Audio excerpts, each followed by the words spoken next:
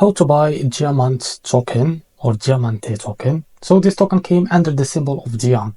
Now before we start, this is not financial advice. I'm not professional or economic expert, so before investing in any project that you find on my channel, please do your own research. And also, there is a referral code down in the description. You can get free money, rewards on crypto with the best referral code. Simply just go below, fund your account, and enjoy the benefits. Check them out in the description.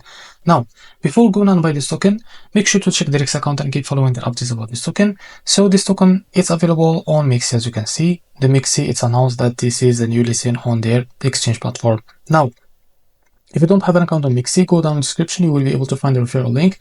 Go and create an account on MEXC and fund it with some USDT. So after you create an account on MEXC and fund it with some USDT, now go and open your account on MEXC like that. So after that, go back to their X account and copy the symbol of that token. So after that, as you can see, copy it. Now go and open your MEXC account. Just wait a little bit. So here in search, so just paste it, as you can see, like that. Wait a few seconds to be able to see the pair here. So after you see the pair, click on it. Now, as you can see, you will be able to redirect to this page to be able to trade this token.